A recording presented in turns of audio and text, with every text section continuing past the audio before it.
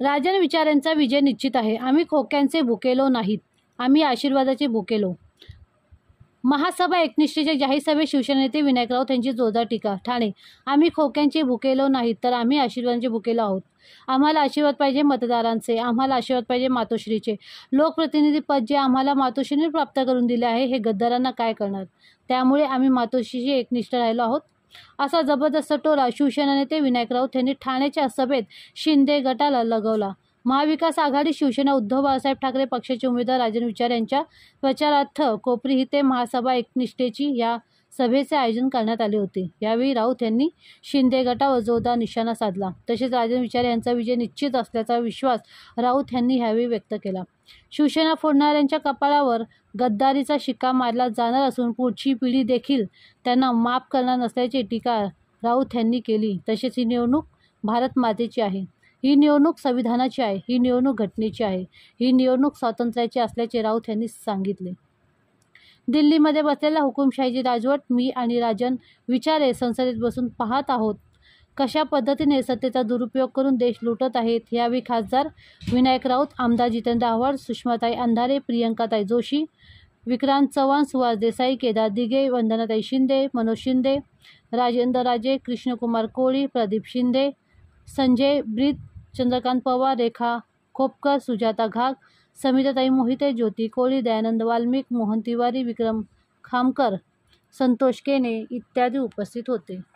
त्यांची राजवट मी आणि राजन विचारे साहेब आम्ही पाहतोय. कशा पद्धतीने सत्तेचा दुरुपयोग करायचा करा की देश लुटायचा लुटा. पण या दिल्लीच्या गद्दारांनी ज्या पद्धतीने तुमच्या आमचं दैवत असलेलं हिंदू सम्राट बाळासाहेब ठाकरे त्यांनी जन्माला घातलेली शिवसेना, त्यांच्या तपश्चर्येतून मिळालेलं धनुष्यबाण, त्यांनी मिळवलेला भगवा झेंडा, ज्या बेईमानी वृत्तीला हाताशी धरून, ह्या गद्दारांना हाताशी धरून भारतीय जनता पक्षाच्या नरेंद्र मोदी आणि अमित शहाने जो हिरावून घेतलेला आहे ना, तो हिरावून घेण्यामध्ये त्यांचा कपट वृत्तीचा जो डाव आहे तो आपण सर्वांनी ओळखायला पाहिजे. आता मनोजराव तुम्ही म्हणालात रिक्षावाला मुख्यमंत्री झाला, पण आता रिक्षावाला की टेम्पोवाला तर सुद्धा एक संशोधन करा. काही जण म्हणतात टेम्पोवाला, काही जण म्हणतात रिक्षावाला, पण त्या रिक्षावाल्याच्या कपाळी भगवा टिळक लावण्यासाठी आमदारकीचं पहिलं तिकीट आदरणीय सतीश प्रधान साहेबांना दिलं होतं. त्यांच्याऐवजी ह्या गद्दार मुख्यमंत्र्यांना देण्याचं काम केवळ आणि केवळ विनायक राऊत आणि राजन विचारे यांच्या विनंतीनुसार बाळासाहेबांनी केलं होतं. बाळासाहेब मी आपली क्षमा मागतो, असं हे गद्दाराची अवलाद तुमच्या त्या टिळाने निर्माण झाली. पण घाबरू नका, आम्ही निष्ठावंत तुमच्याशी जोपर्यंत एकनिष्ठ आहोत तोपर्यंत गद्दारीला गाडून टाकण्याची ताकद आमच्या निष्ठावंतांमध्ये आहे. मी आता सिंधुदुर्ग रत्नागिरीमधून एका गद्दाराचं दुकान बंद करून आलो. आता इथे राजन भैया तुम्हाला शटर बंद करायचं इथल्या गद्दाराचं, 2-2 गद्दार. तसं आपल्या पुराण काळामध्ये सुद्धा रावणाने धनुष्यबाण उचललं होतं, पण झाला होता की नाही आडवा? नाही पेलवता आलं. अरे धनुष्यबाण पेलवण्यासाठी छत्रपती शिवाजी महाराजांच्या मावळ्यांच्या मनगटाची गरज असते, हिंदू हृदय सम्राट बाळासाहेब ठाकरेंच्या शिवसैनिकांची गरज असते. जरी चोरून तुम्ही मेलात तरी आमची जगदंबा झोपलेली नाहीये. जगदंबेचं पावित्र्य, जगदंबेचं महात्म्य एवढं जबरदस्त आहे. म्हणाली आम्हाला उद्धव साहेबांना, घाबरू नका, गद्दारांनी जरी धनुष्यबाण नेलं तरी माझी मशाल मी तुमच्या निष्ठावंत मतदारांकडे देते. आणि मशालीच्या प्रखर ज्योतीमध्ये या गद्दारी जाळून टाकायची ताकद आहे. आणि आज हो, या भारतीय जनता पक्षासारखे नीच कपटी राजकारणी आपल्याला मिळणार नाही. केवळ आणि केवळ बाबासाहेब आंबेडकर दलित कुटुंबामध्ये जन्मले आणि दलित कुटुंबामध्ये जन्मलेला माणूस संविधान लिहू शकत नाही असं या घाणेरड्या वृत्तीला वाटलं आणि म्हणून संविधान मोडून टाकायचं. आज 40 गद्दार गेले, 13 खासदार गेले, तरी सुद्धा उद्धवजींचा करिश्मा कमी होत नाही दिसल्यानंतर शेवटचा हातोडा म्हणा किंवा शेवटचा खेळ तोडण्याचा प्रयत्न या भारतीय जनता पक्षाच्या माध्यमातून आपल्या शिवसेना गीताच्या माध्यमातून करायचा प्रयत्न केला. होय, आम्हाला अभिमान आहे आमच्या छत्रपती शिवाजी महाराजांचा.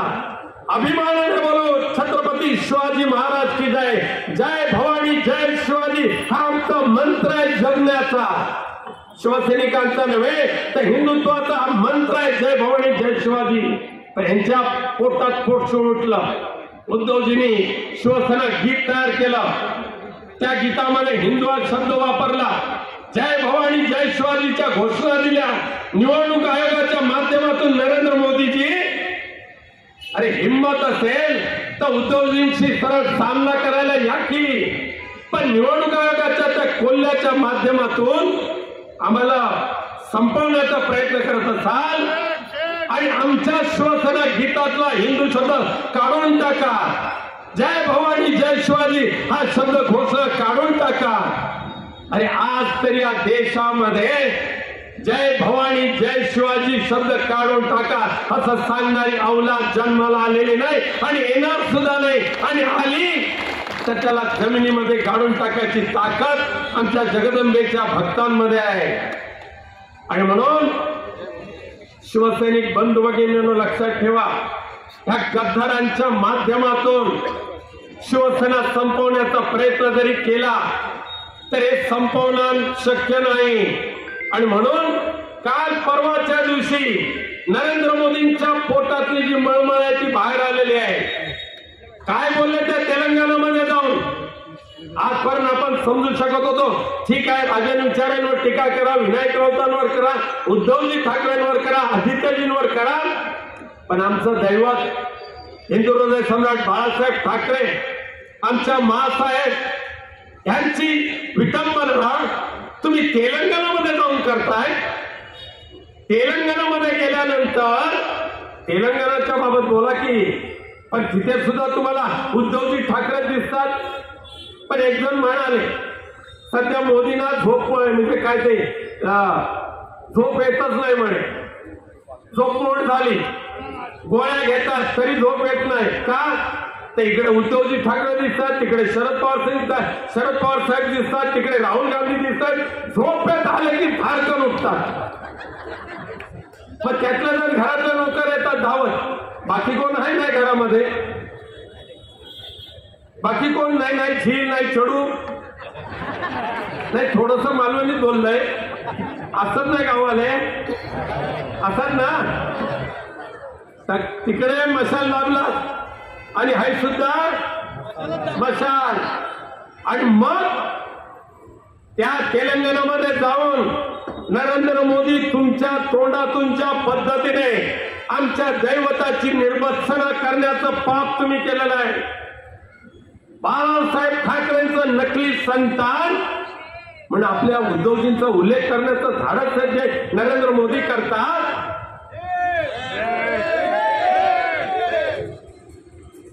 तुम्हाला सहजासहजी हा महाराष्ट्रातला मराठी माणूस हिंदू हृदय सम्राट बाळासाहेब ठाकरेंचा भक्त सोडणार नाही बाबांनो. ह्या मतदारसंघातली डिपॉझिट जप्त समोरच्या उमेदवाराची करायची त्याची त्याने उचलायला गेलेले आहे. आणि म्हणून जो जो मोदी भक्त तो खत्म, त्याला पुढे नाही. अगदी सुरुवातीला सन्माननीय अरविंदजी केजरीवाल यांची आज जामिनावर जी सुटका झाली त्याबद्दल आम्ही त्यांचं मनपूर्वक अभिनंदन करतो.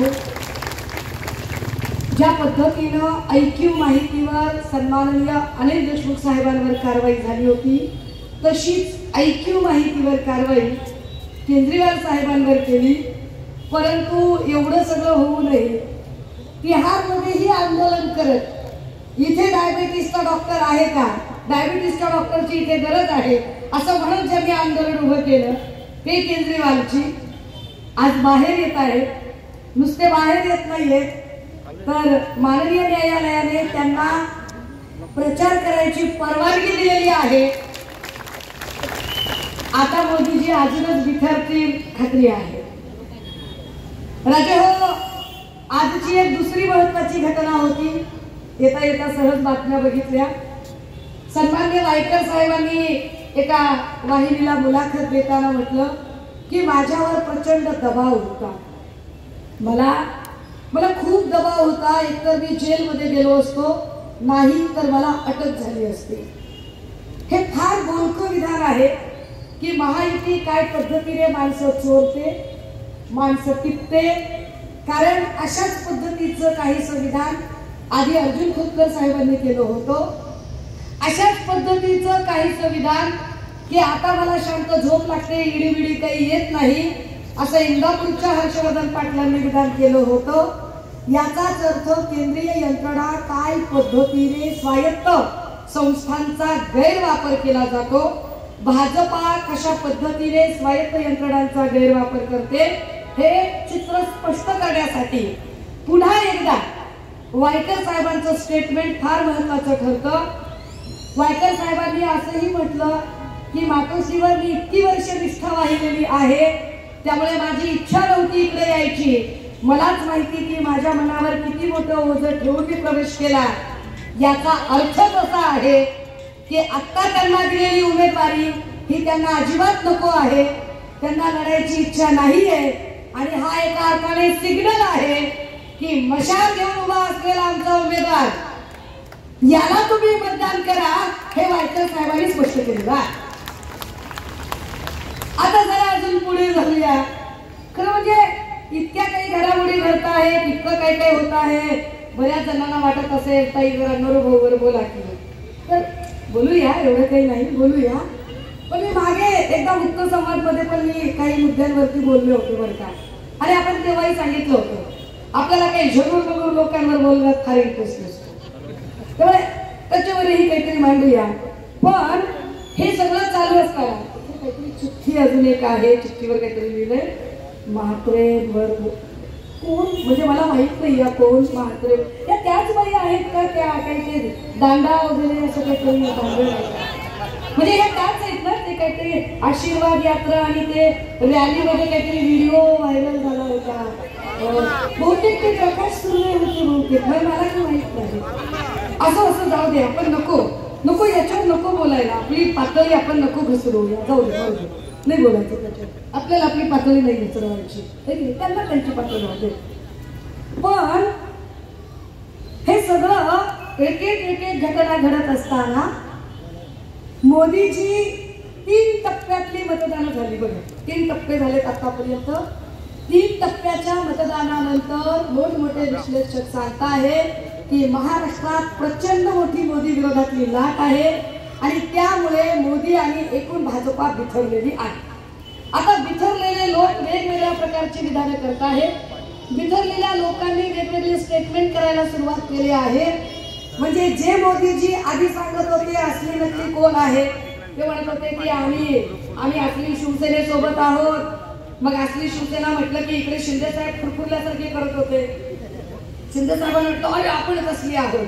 शिंदे साहेबांना स्वतःला कधीच का बरं प्रश्न पडला नसेल की जेव्हा कधी शिवसेनेसोबत जागा वाटपाची चर्चा होत होती तेव्हा जेव्हा कधी जागा वाटपाची चर्चा झाली तेव्हा म्हणजे ज्या काळात अडवाणीजी आणि वाजपेयीजी होते, मुंडे साहेब आणि गडकरी साहेब प्रतिनिधित्व करायचे, तेव्हाही जागा वाटपाच्या चर्चेच्यासाठी ही सगळी मंडळी मातोश्रीची उंबरे जिजवायची. वंदनीय बाळासाहेबांच्या नंतर पक्षाची धुरा सन्माननीय पक्षप्रमुख उद्धव साहेबांनी सांभाळली आणि आता मोदी असतील, शहा असतील, फडणवीस असतील किंवा बाकीचे झंगूर मंजूर असतील, हे सगळे पुन्हा एकदा मातोश्रीचे उंबरटे झिजवत होते. 2019 ला झिजवले, आपण सगळ्यांनी बघितलं. आता जर मोदींचं असं म्हणणं असेल की नाही म्हणे आम्ही असली शिवसेनेच्या सोबत आहोत आणि फुरफुरले तिकडे शिंदे साहेब, जर शिंदे साहेब असली शिवसेना प्रमुख असतील तर मग जागा वाटपाची चर्चा करायला या सगळ्या लोकांनी टेंबी नाक्यावर जायला पाहिजे होतं की नाही गेले ते टेंबी नाक्यावर. त्याच्यातलं कुणीच तेंडी नाक्यावर गेलं नाही. उलट तेंडी नाक्याच्या माणसाला तिकडं मुजरे करायला दिल्लीला बोलावून घेतलं. आणि शिंदे साहेबांचं आपल्याला म्हणजे वाईट वाटतं ना, आपला भाऊ आहे ना, असं कसं वाईट वाटतं आपल्याला आपल्या भावाबद्दल. आपल्या भाच्याची कुणी दुरावस्था केली आपल्याला वाईट वाटतं की किती वाईट परिस्थिती. कसला शिवसेना प्रमुख बनावं अशा माणसाला की स्वतःच्या पोराचं तिकीट जाहीर करता येत नाही. स्वतःच्या पोराचं श्रीकांत शिंदेची उमेदवारी ही फडणवीसांना जाहीर करावी लागली. इथपर्यंत दुरावस्था येऊन पोहोचली तरी आपलं काही म्हणणं नाही बाबा. असं मग काय चर्चा व्हायचे होतं काहीतरी की प्रताप सरनाईक की नरेश म्हस्के. पण मला खात्रीनं माहिती आहे की ही उमेदवारी म्हस्केंनाच मिळणार होती. कारण 15 दिवसांपूर्वी मी ठाण्यामध्ये आले होते. काहीतरी मला ते हेलिकॉप्टर शॉट वगैरे कार्यक्रम होता. हा शो होता. तुम्ही सगळ्यांनी बघितलं असेल. मी आणि नरुभाऊ बोलतच बसलेलो होतो आणि ते नरुभाऊ सांगत होते आपल्याला भाऊ आहे हो जाऊ दे काय काय असेल की काय म्हणलं ते. तर नरेश म्हस्के असं सांगत होते की प्रताप सरनाईक कोण म्हणले माझ्यापुढे चिल्लर माणूस आहे. प्रताप सरनाईक चिल्लर माणूस आहे माझ्यापुढे. मी आणलं म्हणले प्रताप सरनाईकाला. अहो म्हटलं पण त्यांना उमेदवारी मिळणार आहे ना. काहीतरी गोष्ट आवडली मलाच उमेदवारी मिळणार आहे. तुम्हाला घेऊन घ्या म्हणले मलाच उमेदवारी मिळणार आहे. त्यामुळे 15 दिवस आधीच आपल्याला कळलं होतं की उमेदवारी त्यांना. अर्थात त्यांनी अजून फार काही सांगितलेलं होतं. पण असो आपल्याला काही खोलत जायचं नाही. तर अशा पद्धतीने प्रताप सरनाईकांना चिल्लर म्हणणारे नरेश म्हस्के. आता हे प्रताप सरनाईकांच्या समर्थकांनी बाबा विचार करावा की काय काय चाललंय आणि काय काय नाही. आम्हाला फार त्याच्यात जायचं नाही. बरं त्याच्याही पुढे जाऊन तेच म्हस्के ते गोल्डन गँग काहीतरी चालायचं इकडे. त्या गोल्डन गँगचे प्रतिनिधी गोल्डन गँगचा प्रमुख काय भानगडी काय नाही. आता हे गोल्डन गँग मला आठवलं नसतं बरं का. मला आठवायचं एक कारण आहे. आता जस्ट काही वेळापूर्वी माध्यमे कंटिन्युअसली फोन करत होते की घाटकोपर मध्ये भाजपाच्या काही पिशव्या भाजपाचा शिक्का असणाऱ्या पिशव्या होत्या आणि त्यात सोन्याची बिस्किटं सापडली. सोन्याची बिस्किटं. आता ते म्हणतात की परफ्यूमच्या बाटल्या होत्या ती काही सोन्याची बिस्किटं नव्हती. पण यावरनं एक लक्षात येतं की भाजपा काय पद्धतीचं गलिच्छ राजकारण करते. भाजपा काय पद्धतीचं वाईट पद्धतीने की ज्यांना वाटतच नाहीये की आपण जिंकू शकतो त्यांनी ज्या पद्धतीचा हा सगळा स्तोम माजवलेला आहे. त्यामध्ये एकनाथ शिंदेजींची काल का परवा दिवशी एक मुलाखत एका वाहिनीने घेतली आणि शिंदे म्हणतात की वो सब छोड़ो, वो हम ही इधर रहने वाले हैं और हमने बहुत सारा निवेश इधर लाया है और हमने बहुत ऐसा करा है, इतना काम किया है कि मैं भागते भागते गया धक्कन आपटे मैंने बहुत काम किया है उधर. और कितना काम किया है तो बोले हमने कितने सारे प्रकल्प है. कोणते प्रकल्प आणले एकनाथ शिंदेजी आपण कोणते प्रकल्प आणले. वेदांता फॉक्सकॉन आपल्यामुळे गेला. बल्क ड्रग प्रोजेक्ट जो होता तो आपल्यामुळे गेला. एअरबसचा प्रोजेक्ट होता तो आपल्यामुळे गेला. वेदांताच्या वेळेला म्हणाले की 6 महिन्याच्या आत कसा काय प्रोजेक्ट जाईल आता आधीपासूनच चालला होता. बरं असं म्हणायचे का. काल महानंदा पशुखाद्याचा जो उद्योग होता हा पूर्ण महानंदा पशुखाद्य उद्योग जो आहे हा उद्योग पुन्हा गुजरातकडे गेला. आता सांगतात की तो मात्र संस्थेकडे गेला. म्हणजे काय पद्धतीने तुम्ही महाराष्ट्राला कंगाल करायचं ठरवलंय. आणि आम्ही का निवडून द्यावं कशासाठी निवडून द्यावं. दादा हो लोकसभेची निवडणूक आहे आणि लोकसभेची निवडणूक म्हणजे आम्हाला आमचा राष्ट्रप्रमुख निवडायचा आहे. आता आम्हाला आमचा राष्ट्रप्रमुख निवडताना दुपारी देवेंद्र फडणवीस बोलताय आणि देवेंद्रजी म्हणताय की बघा म्हणे आमच्याकडे तर आम्ही ठरवलं की मोदीजींना पंतप्रधान करायचं आहे. पण महाविकास आघाडीकडे अजून पंतप्रधान पदाचा उमेदवारच ठरलेला नाहीये. फडणवीसजी मला वाटलं की जरा तरी आपण अभ्यास करून बोलत असाल. इतके कसे आपण गावठी चाणक्य आहात. असे कसे गावठी चाणक्यासारखे बोलताय. अहो फडणवीसजी भाजपामध्ये हुकुमशाही चालते. मोदी म्हणतील ती पूर्व दिशा. याच्या आधी कधीही अटल सरकार किंवा अजून असं सरकार असे शब्द वापरले गेले नव्हते. आता तुम्ही फक्त मोदींना पंतप्रधान करायचं म्हणता. तुम्ही भाजपला सत्तेत आणायचं म्हणतच नाही. तुम्ही म्हणता मोदींना पंतप्रधान करायचं. पण करायला हवी. महाविकास आघाडी एक जॉईंट फॅमिली आहे. या जॉईंट फॅमिलीमध्ये अनेक पक्षाचे लोक आहेत. बरं, फडणवीस किती गावठी चाणक्य बघा. गावठी चाणक्याचं म्हणणं काय की आपल्याकडे अमुक आहे, अमुक आहे, अमुक आहे, आणि आपली एवढ्या सगळ्या पक्षांची मिळून माहिती आहे आणि त्यांची वेगवेगळ्या पक्षाची खिचडी, म्हणजे त्यांची म्हणजे माहिती आहे आणि इकडच्यांची म्हणजे खिचडी आहे. आपण ज्या वेळेला काम करतो तेव्हा म्हणायचे ह्यांचं ट्रिपल सरकार आहे, काय यांची ट्रिपल रिक्षा आहे, ट्रिपल रिक्षा आहे. आता काय म्हणतात, हे आमचं ट्रिपल इंजिन आहे. म्हणजे आपलं ठेवायचं झाकून. ज्या काही एकूण न्यायाने यांची सगळी भाषणं चाललेली आहेत यावर एक स्पष्ट होत आहे की फडणवीसांना हे लक्षात आलेलं नाही की आम्ही लढतोय तुमच्या हुकुमशाहीच्या विरोधामध्ये. इथे महायुती म्हणून तुम्ही जेव्हा तुमच्या एका माणसाला प्रोजेक्ट करता तेव्हा आम्ही असं म्हणतोय की काँग्रेस, राष्ट्रवादी काँग्रेस, शिवसेना, आम आदमी पार्टी, शेकाप, इकडे तेजस्वी यादव असतील किंवा ममता बॅनर्जी असतील किंवा आमच्या सोबत असणारे अनेक लोक असतील, हे सगळे मिळून ठरवतील. निवडणूक झाल्यावर लोकशाही पद्धतीने निर्णय होईल, तुमच्यासारखा हुकुमशाही पद्धतीने होणार नाही. पण तरीही जर फडणवीसांना असं काही सांगायचं असेल की आम्ही फार काम केलं, आम्ही फार काम केलं, तर ठाणेकरांनो समजून घ्या. ते म्हणतायत की आम्हाला मोदींना पंतप्रधान करायचं. त्यांनी म्हणणं समजू शकते. इकडं नरेश मस्के पण म्हणतो की मोदींना पंतप्रधान करायचं. कल्याणमध्ये श्रीकांत शिंदे पण म्हणत असतो की मोदींना पंतप्रधान करायचं. मला काही गणित कळलं नाही. म्हणजे गेला बाजार समजा नरेश मस्केंनी जर सांगितलं की बाबा माझ्यासारख्या अत्यंत, म्हणजे मला मस्केला उमेदवारी म्हणजे मस्करीच करण्यासारखं आहे ना, तरी माझ्यासारख्या माणसाला उमेदवारी दिली, हे उपकार आहेत शिंदे साहेबांचे, मला शिंदे साहेबांना पुढे करायचंय म्हणून मी लढतोय असं म्हणणं आपण समजू शकतो. किंवा श्रीकांत शिंदे म्हणावं की आमचे वडील परमपूज्य, त्यांना मोठं करायचंय म्हणून खासदार करा, समजू शकतो. हे दोघं वेगळ्या पक्षाचे सांगतात आम्हाला मोदींना पंतप्रधान करायचंय. कशा पण दुसऱ्याच्या लग्नात बुंदी वाढायला आम्हाला काही शंका का वाजवतात. मला मगापासून कळलं की शिट्ट्या आता ह्या सगळ्यांच्या मध्ये आम्हाला का म्हणजे उगाच आपलं लगीन लोकांचं असं नाही करणं त्याला. पण तरी जेव्हा ते म्हणतात की मोदींना पंतप्रधान करायचं तर आमचं त्यांना ठाम म्हणणं आहे की मोदींना का पंतप्रधान करायची याची किमान 5 कारणं आम्हाला सांगा की मोदींना का पंतप्रधान करायचं. आणि तुम्हाला मोदी आम्हाला का नको आहे याची 50 कारणं, 50 कारणं की आम्हाला मोदी का नको आहे. तर क्रमांक 1, ज्या माणसाने सांगितलं होतं की मी महागाई कमी करणार आहे तो माणूस आता महागाईचा ब बोलायला तयार नाहीये. गाय गाय गाय गाय गाय करायला लागले, पण महागाईचं काय.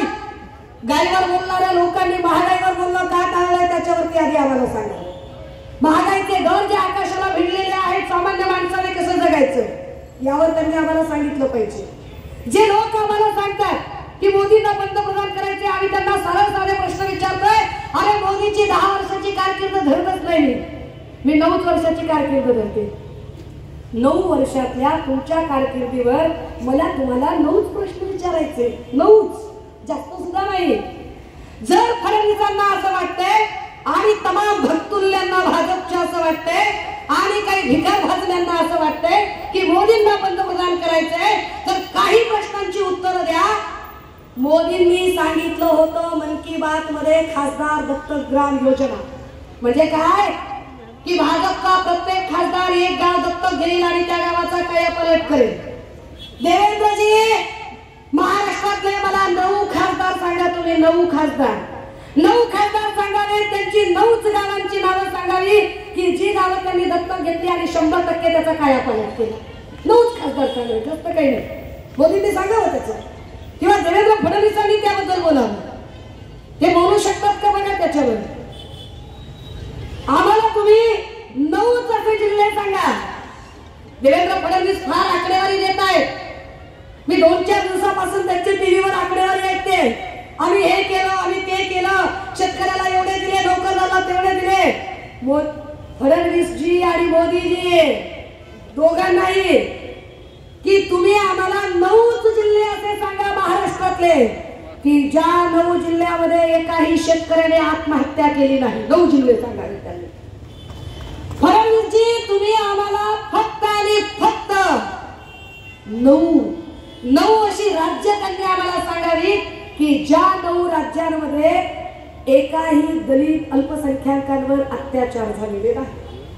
फडणवीसांनी आम्हाला 9 जिल्हे महाराष्ट्रातले असे सांगावे की भाजपच्या काळात त्या 9 जिल्ह्यांमध्ये नवे हॉस्पिटल्स तयार झालेले असतील आणि गव्हर्नमेंट हॉस्पिटल्स मध्ये सगळे इक्विपमेंट आलेले असतील. 9 जास्त सुद्धा नाही. फडणवीस आणि मोदींना आमचं खुलं आव्हान आहे.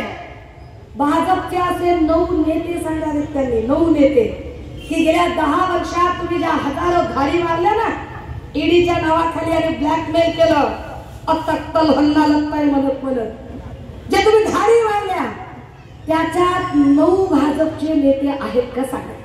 9च नेते सांगा. का भाजपच्या लोकांकडे पैसे नाहीत का? भाजपच्या खासदाराकडे पैसे भिका लागल्या सगळ्यांना माधुकरी मागून जगतात का? हा ब्रह्मचर्य झाले का सगळं? म्हणजे तुम्ही ईडीचा गैरवापर हा फक्त आणि फक्त इथल्या इतरच लोकांवरती केला. भाजपच्या लोकांना तुम्ही सपशेल सोडून दिलं.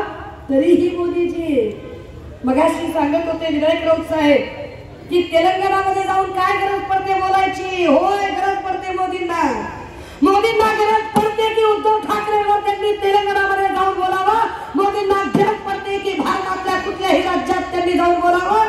कारण मोदींना स्पष्ट चित्र दिसत आहे की काही केलं तर महायुती 200च्या आत सिमटून जाते आणि त्यांना पक्की खात्री आहे की येणाऱ्या काळात पंतप्रधान पदाचा चेहरा म्हणून उद्धव ठाकरे हे नाव घेऊ शकतात. काय गरजेचे आहे दादा हो? गेल्या 10 वर्षात कायदे सुव्यवस्थेचे 3 तेरा 9 18 करून टाकले. घटना बदलण्याची भाषा सुरू झाली. ज्या पद्धतीने हे वन नेशन वन इलेक्शन म्हणतात म्हणजे एका अर्थाने घटना बदलण्याचा अजेंडा आहे. पोलिसांचा कसलाच भाग नाही. कल्याण आणि ठाण्यामध्ये सगळ्यात राज्यातला सगळ्यात मोठा जो क्राईम रेट आहे तो कल्याण आणि ठाण्यामध्ये आहे. पोलिसांचा कुठे धाक? अरे कधी काही लोक मारामारी करायचे खून पाडायचे पण कुठे निर्जन अंधाऱ्या रस्त्यात करत असतील. आता परिस्थिती काय? फेसबुक लाईव्ह करून मारायला लागले. पोलीस स्टेशन मध्ये निवडणुकीत मारामारी, फेसबुक लाईव्ह करून मारामारी आणि पोलीस स्टेशन मध्ये गोळीबार सुरू झाला. कसा पोलिसांचा धाक राहील? एक नितेश राणे सारखा पोरगा उभा राहतो आणि तो म्हणतो काय करणार आहात रे? काय करायचंय ते करा.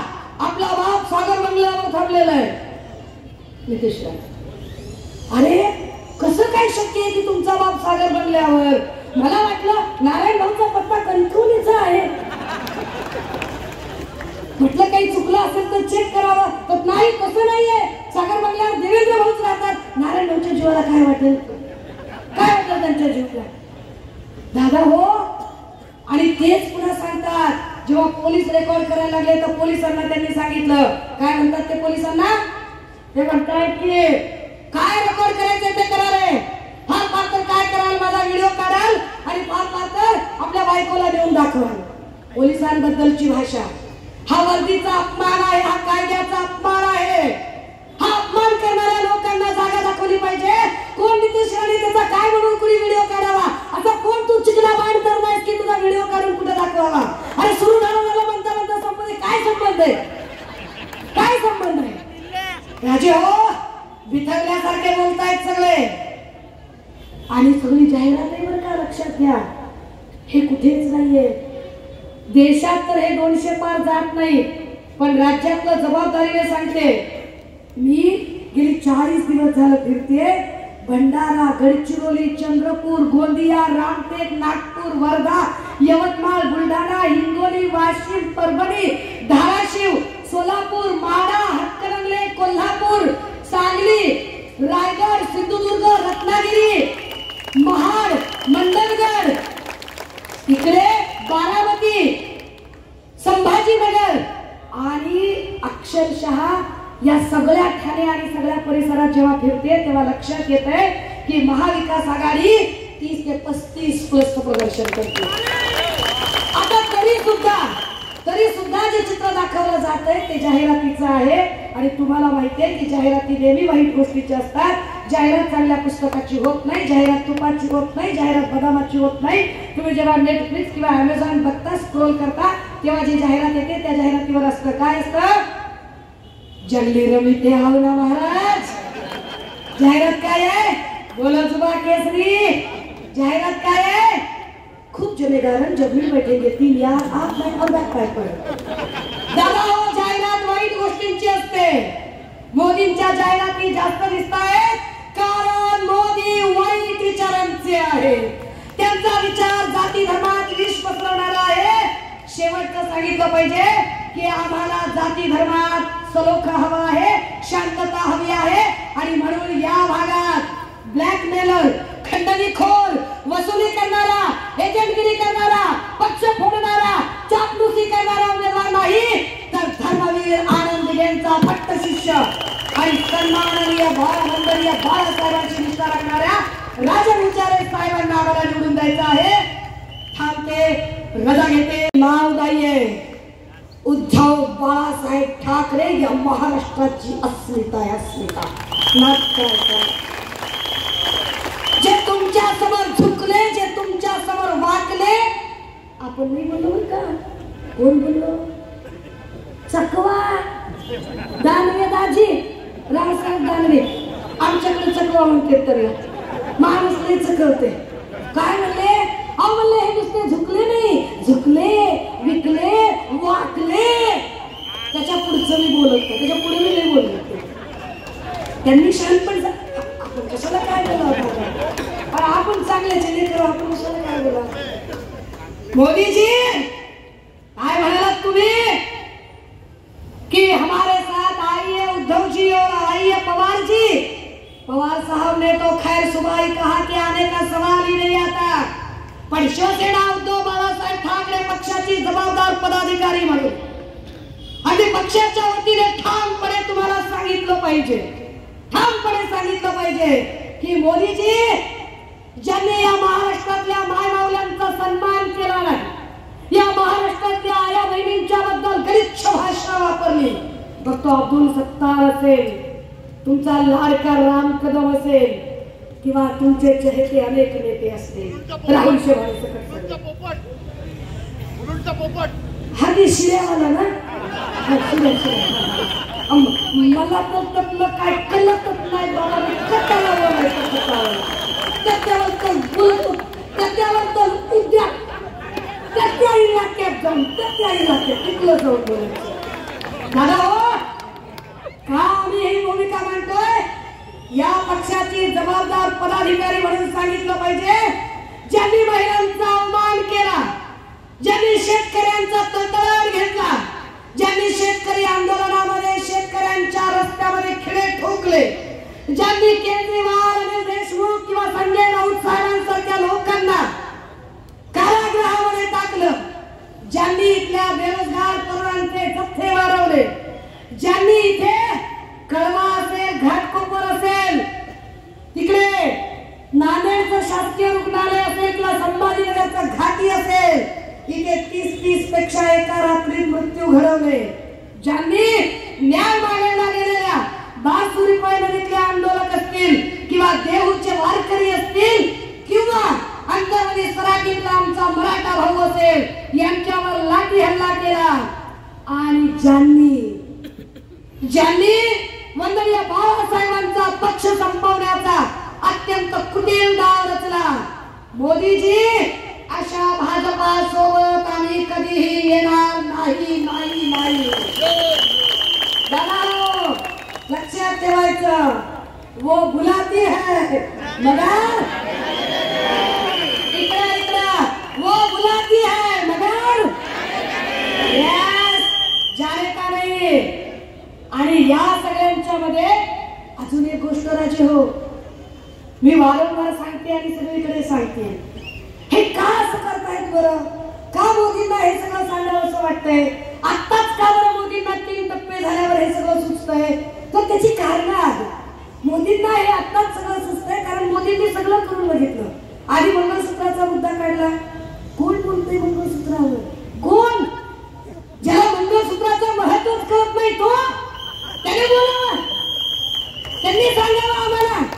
बोलते कोण? मग त्यांनी हिंदू मुस्लिम करून बघितलं, काय म्हणाले? वो ज्यादा बच्चे पैदा करने वाले लोग. काय मोदीजी, पंतप्रधान पदावरच्या व्यक्तीला ही भाषा शोभत नाही. आणि विशेषतः हे सगळं बोलताना आपल्याला याचं भान असलं पाहिजे की आपण स्वतः 6 भावंडातले एक आहात, हे लक्षात घ्या. अरे पण त्याच्यात तुमचाही दोष नाही, आमचाही दोष नाही. 30-40 वर्षांच्या पूर्वी कुठल्याही लसी जेव्हा विकसित नव्हत्या त्यावेळेला परिस्थिती अशी होती की एकापेक्षा जास्त मुलं जन्माला घातली जायची, कारण साथीच्या रोगात माणसं मरायची. आता वैद्यकशास्त्र प्रगत झालेलं आहे, त्यामुळे आता काही प्रॉब्लेमच नाहीये. पण यावरून तुम्ही धार्मिक किती तेढ निर्माण केली. पण एवढी सगळी धार्मिक वक्तव्य केली तरी फरक पडला नाही, तरी फरक पडला नाही. मग त्यांना हे सगळं बोलण्याची गरज पडते. मग त्यांनी आता हे सुरुवात केली की आप मेरे साथ आओ, आप मेरे साथ आओ, मेरी बड़ी मित्रता है. और जब उद्धव जी बीमार थे तो मैं रश्मि वहिनी से फोन पर बात किया करता था. मी वहिनींना म्हटलं, विचारलं, म्हणलं वहिनी खरंच फोन करत होते का? आता आपल्याला माहित नाही ना, परत कुणी म्हणायला नको की तुला काय माहिती, तर विचारून घेतलं पाहिजे. वहिनी नुसत्याच मुश्किल हसल्या आणि म्हटल्या, जाऊ दे आता, मला काही याच्यावर बोलायचं नाहीये, कारण इतक्या खोटारड्या लोकांच्या कुणी नादाला लागायचं. जो माणूस म्हणतोय की मेरी उद्धव जी से मित्रता थी, ये कौन सी मित्रता थी मोदी जी कि एक तरफ तो आप बोलते हो कि मेरी उद्धव जी से मित्रता थी और उसी मित्र को जब वह मित्र एक मृत्यु शैया पर है, जब वह मित्र बड़ी ही गंभीरता से एक बड़ी बीमारी से जूझ रहा है, तभी उसका राजपाट खींचने के लिए आप उसी के कुछ लोगों को अलग अलग तरह से अपनी ओर खींचते हो. आपको पता ही नहीं था? अगर ऐसी मित्रता होगी जो धोखेबाजी से भरी है तो शायद ऐसी मित्रता मोदी जी आपके वहां रहती होगी. ये महाराष्ट्र है और महाराष्ट्र में छत्रपति शिवराय जी का मत मानला रहता है. जी आम्ही माणसं शब्दासाठी जीव देणारी माणसं आहोत. प्राण जाय पर वचन न जाय असं म्हणणारी आम्ही माणसं आहोत. दादा हो, आपल्याला काय ही निवडणूक महत्वाची आहे. राऊत साहेब बोलले ते योग्य बोलले की एक खासदार निवडून द्यायचा म्हणून नाही, कारण खासदारकीचा आणि आमदारकीचा आम्हाला अप्रूपच नाही. मुख्यमंत्री पद जिथे आम्ही सहज सोडलं होतं, 2 वेळा खासदार झाले अजितदादा, आणि तिसऱ्यांदा होणार त्याच्याबद्दल काही वादच नाही. मी तर 10 वेळा मीडियाला सांगितलं, BBC मराठी पासून ते प्रिंट पर्यंत सगळ्यांना सांगितलं की साक्षात मोदींनी जरी फॉर्म भरला तरी इथे राजन विचारे देवेंद्र फडणवीसांनी सांगायचं, मी शिल्लक सेनेबद्दल बोलत नाही, तुम्ही संपलेले आहात. अरे फडणवीस साहेब, जर आम्ही संपलेले आहोत तर तुमच्या मालकाला सांगा ना, मालक कशाला नंदुरबार मधून आम्हाला अर्ज करतोय? क्यों मोहब्बत की फरियाद और पैगाम लेके वो नंदुरबार में बोल रहा था? मालिक से पूछो मालिक से कि क्यों तुम्हारा मालिक इतना हमसे मोहब्बत भरा अपील कर रहा है, क्यों बार बार love you love you love you कह रहा है, क्या कह रहा है? पैरों तले से जमीन खिसक गई है. कभी अदानी, कभी अंबानी, कभी हिंदू, कभी मुस्लिम, हर तरह की पैंतरेबाजी कर ली, सगळी पैंतरेबाजी केली. पण लक्षात आलं की अरे काहीच होऊ शकत नाही.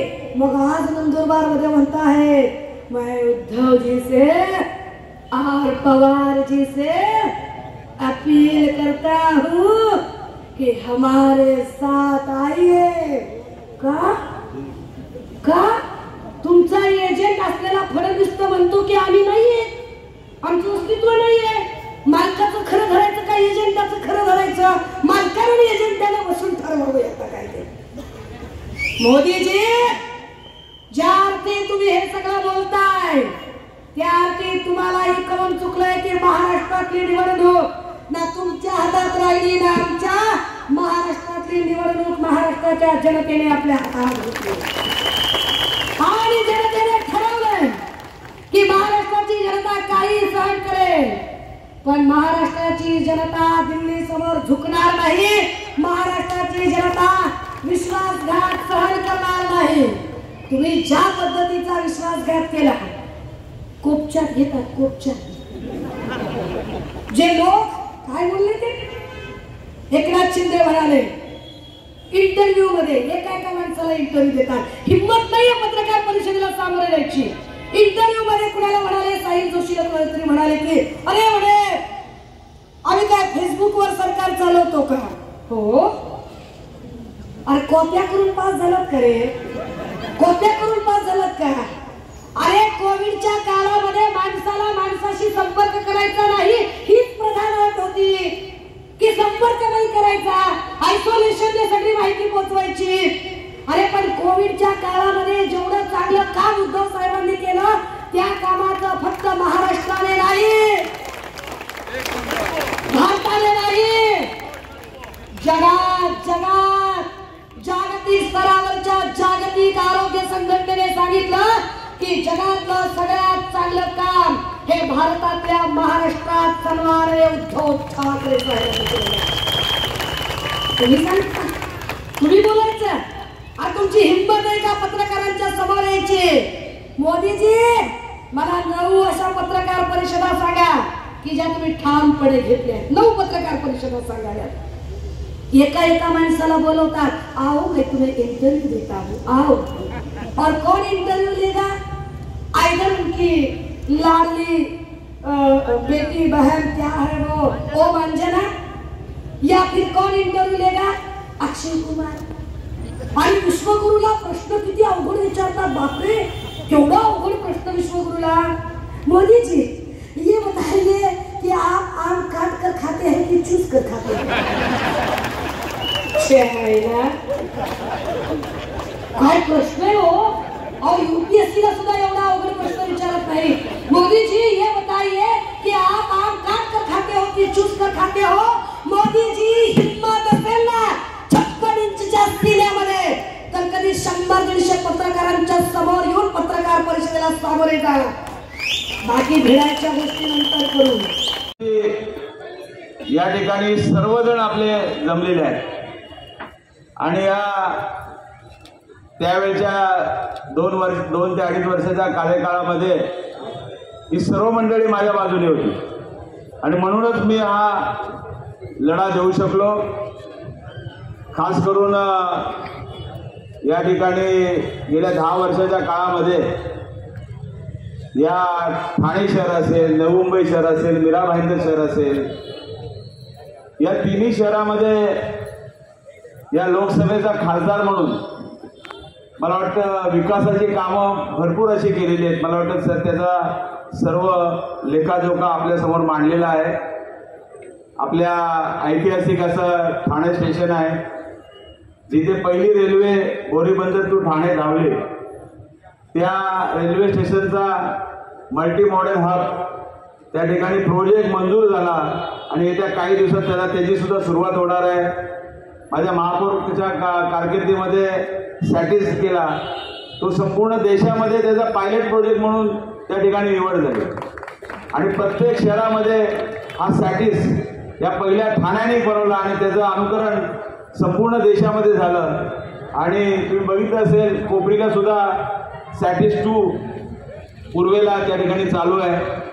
आज आपण बघितलं असेल माझ्या आयुष्यातलं सर्वात मोठं काम असेल ते म्हणजे ठाणे मुलुंडच्या दरम्यान असलेलं नवीन स्टेशन. त्या ठिकाणी पहिलं जेव्हा मी निवडून आलो त्यानंतर पहिलं पार्लमेंटमध्ये भाषण करून या ठाण्याला हे स्टेशन त्या ठिकाणी हवं आहे या दृष्टिकोनातून वाघेशेठ असेल, घोडबंदर असेल किंवा या परिसरातले मंडळींसाठी हे स्टेशन व्हावं यासाठी पहिल्या बजेटमध्ये आपण मांडलं आणि त्याला मंजुरी मिळाली आणि ते काम 12 वर्ष सातत्याने मग हायकोर्ट असेल ते काम आता सुरू झालेलं आहे आणि तो प्रोजेक्ट या वर्षभरात होईल. म्हणजे ठाणे स्टेशनसाठी 2 स्टेशन जे आहेत ते अद्ययावत आपण करतो, एक नवीन स्टेशन तयार करतो. अशा पद्धतीने नवी मुंबईमध्ये दिघा स्टेशन आपण केलं. मी भाग्यवान समजतो कारण मला या रेल्वेचे अधिकारी असतील त्यावेळेचे मंत्री असतील ह्या मंडळीने सहकार्य केलं आणि म्हणून ही सर्व कामं करू शकलो. घोडबंदर येथील त्या ठिकाणी जो घोडबंदर येथे जो साकेत ते गायमुखपर्यंत जाणारा जो 12 वर्षापासून रखडलेला प्रोजेक्ट होता त्याला सुद्धा त्या ठिकाणी मंजुरी मिळाली आणि 1.9 किलोमीटरच्या त्या ह्याला मंजुरी देऊन आता मला वाटतं त्याचा टेंडर सुद्धा निघाले आणि ते काम सुद्धा सुरू होणार आहे. अशा पद्धतीने गेल्या 10 वर्षामध्ये या ठाणे लोकसभेचा खासदार म्हणून हे काम करत असताना आपल्या सर्वांचा आशीर्वाद मला मिळाला आणि म्हणून या ठिकाणी तुमच्या सर्वांच्या आशीर्वादामुळेच माझ्यासारखा एक सामान्य कार्यकर्ता 4 वेळा नगरसेवक, महापौर, आमदार, 2दा खासदार म्हणून काम करण्याची संधी मिळाली आणि मला विश्वास आहे की आपण मला परत 3ऱ्यांदा खासदार म्हणून निवडून द्याल असा विश्वास या ठिकाणी व्यक्त करून माझे 2 शब्द संपवतो. जय हिंद, जय महाराष्ट्र, वंदे मातरम. जन्म घेऊन पुन्हा येथे राखू स्वराज्याची लाज, मातीसाठी करू कितीदा शपथ घेऊ आज. निष्ठा तात्यात भरडली माताला अनर्थ भारी, करू अभिषेक रक्ताचा मिळवून रायरेश्वरी. पातशाहीचा विमुळ करू राखू लाज स्वराज्याची, आई भवानी आहे साथी लावून चौमारू भगवा, तुकडे करू राई एवढे आला गद्दार आडवा. स्वराज्याची लाख शिखरे साथ झाली ती आम्हा, हर हर महादेवाचा नारा आता अटके पार गरजू दे. हर हर महादेवाचा नारा आता अटके पार गरजू दे. माननीय राजन विचारे साहेब लढण्यास सज्ज आहेत आई, ठाणे लोकसभेवर शिवसेनेची मशाल आता प्रज्वलित होऊ दे.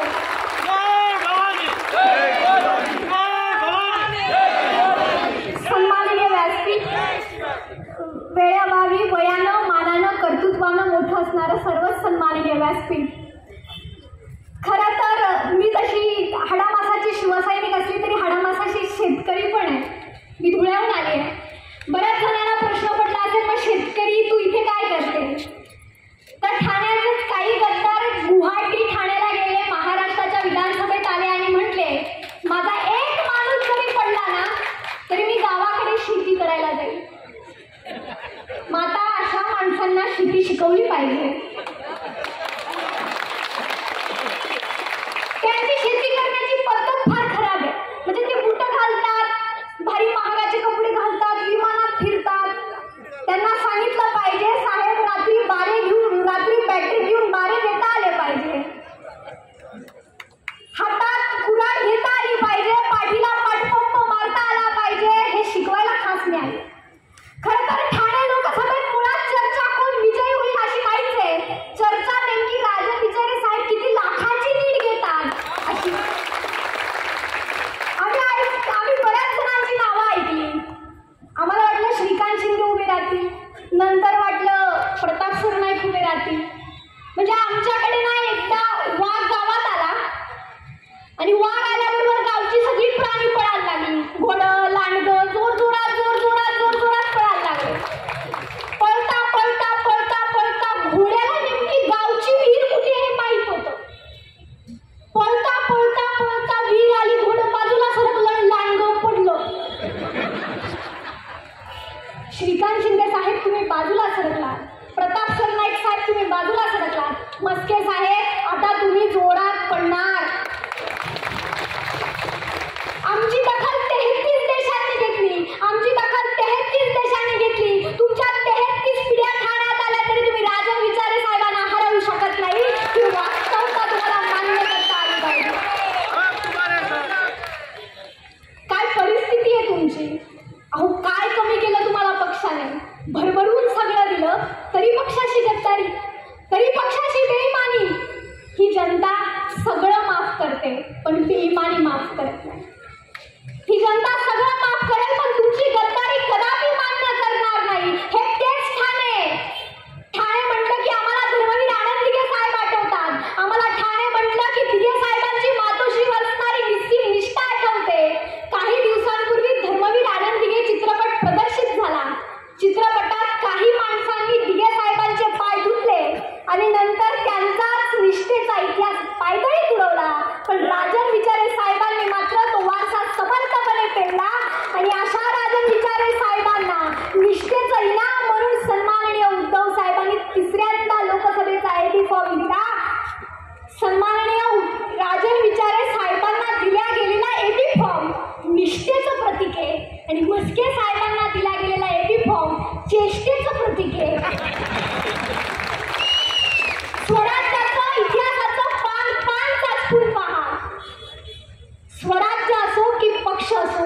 चेष्टेवर नाही निष्ठेवर उभा राहतो.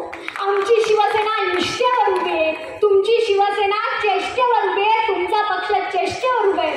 आम्ही खरे असली आहात, तुम्ही नकली आहात. आणि हे लोक म्हणतात आमची खरी शिवसेना असली.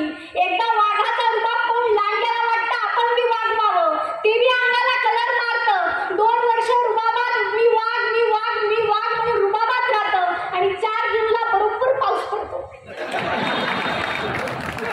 पाऊस पडतो, कलर उडतो आणि लांडगं उघडं पडतं. देशाच्या पंतप्रधानांना 4 जूनला मान्य करावंच लागेल. असली शिवसेना ही मातोश्रीतच आहे. असली शिवसेना ही सन्माननीय ठाकरे साहेबांचीच आहे. अहो काय परिस्थिती आहे तुमची. दिघे साहेब एक चिठ्ठी लिहायचे, जय महाराष्ट्राची, जय महाराष्ट्र लोकांची कामं व्हायची. फडणवीस साहेब यांना बाजू लावून चिठ्ठ्या देतात आणि हे म्हणतात आम्ही दिघे साहेबांचे वारसदार. तुमचा माईक ओढला जातो आणि तुम्ही म्हणतात आम्ही दिघे साहेबांचे वारसदार. दिघे साहेबांचे विचारांचे निष्ठे आज त्यांच्या विरोधात आज काही का सांगावं लागेल मतदान म्हणजे चोराच्या उद्यामा अशा प्रकारचा सर्व गोंधळ सावळा गोंधळ या ठिकाणी आहे. आणि म्हणून एकांतामध्ये आज मी तुम्हाला सांगतो आपण इंडिया आघाडीचे सर्व एकत्र काम करत असताना देखील नवी मुंबई देखील काय वेगळं काम करते आतून हे या ठिकाणी मला उघड करायची गरज नाही. ओळखलं या ठिकाणी, त्यामुळे मतदार जाणता आहे, मतदार चांगला ओळखतो. मी एवढंच सांगेन, आमच्या उमेदवारामध्ये आणि समोरच्या उमेदवारामध्ये एकच मोठा फरक आहे, तो म्हणजे आमचा उमेदवार चारित्र्यवान आहे. जास्त मी काही बोलणार नाही. आमचा उमेदवार 96 कोळी मराठा चारित्र्यवान आहे या ठिकाणी आणि दिघे साहेबांचा सच्चा सैनिक आहे. बेरोजगारी आहे, महागाई आहे, देशाची सुरक्षा आहे, या ठिकाणी आधुनिकीकरण आहे, आपला इंडेक्स वरती न्यायचा विषय आहे. या सर्व विषय